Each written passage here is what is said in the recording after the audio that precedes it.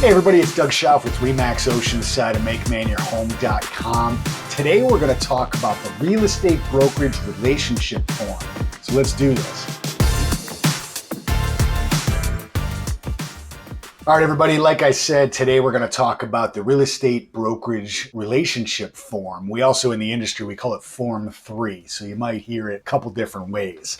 This is the actual form. It's nothing that you necessarily have to sign. Just by law, we're supposed to be presenting this to everybody that we talk with about real estate. And it just explains the relationship between you, somebody who's looking to buy or sell a house, and me as a broker. My office does require that we have clients initial this. Sign here. So if you've been out and about looking at houses, you should have seen this already. I always like to, when I look at this form, I like to kind of fold it in half, talk about this side, this half of it, and then this half of it. First thing I'll touch on is this first section up here says you're a customer, meaning that you haven't signed a buyer agreement or a listing agreement with me. So you're really just a customer. The quick bullet points that I really always focus in on is when I'm dealing with a customer, somebody I'm not contracted with, I have to disclose all material defects pertaining to the condition of the real estate. You know, anything that's disclosed or, if there's anything wrong with the property, those things are disclosed. I have to treat both buyer and seller honestly. I have to be honest.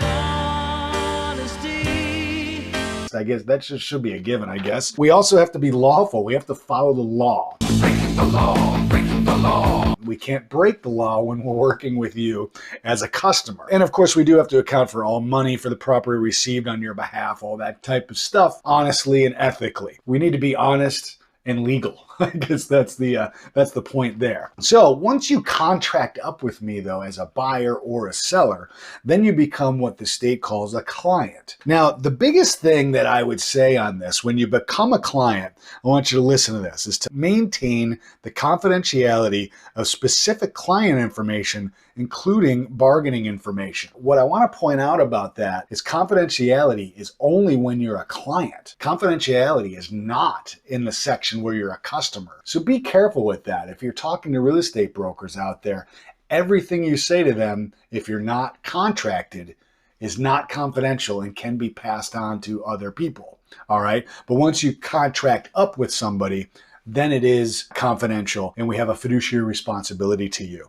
The other couple things here is for seller agents, we are trying to negotiate the best price and the best possible terms for you. As a buyer, the same thing. Once you're contracted up, it's a much bigger deal as far as confidentiality and looking out for your best interests. So that's this half of Form 3, as we call it. And so this half of the form talks a little bit more about how the agencies work. Like up here, it's company policy and client level services. There's a couple bullet points I'll say here. So one option is the company and all its affiliated licensees represent you, meaning every broker in the office represents you. It's called single agency. It's not all that common, especially here in Southern Maine. So it's going to be pretty rare that you run into that. Most of the brokerages that I work with and that I'm affiliated with is what they call appointed agency.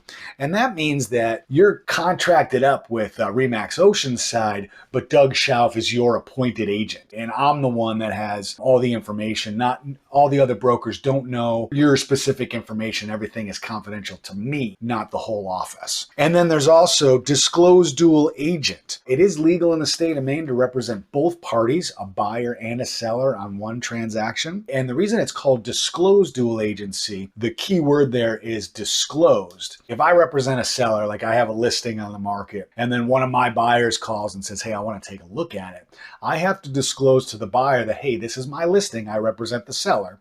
And I also have to disclose to the seller saying, hey, my buyer's coming in the house. Everything is up front, and there's also, there are laws around it, so we have to work that and be ethical and look out for both parties' best interest. Disclosed dual agency can be complicated. Not everybody does it. I've done it here and there. I try to avoid it where we can. If my buyer does like the property, want to do an offer, sometimes I'll refer them to somebody else for that particular property, just to make everybody more comfortable. Really, it's all about everybody's comfort level. Make sure everybody knows what's going on and the rules and regulations around what we're doing. That's the most important thing. And then at the bottom of the form, there's just some information, your name, agency name, my name would be on there. And again, you're not necessarily signing these, you're just initialing, saying that I gave it to you, but this does help explain the relationship between you and me. Hopefully this was helpful, everybody. Let me know if you have any questions about it. Happy to help. Give me a call, send me an email, hit us up on social media. And remember, if you make Maine your home, you don't have to do it alone.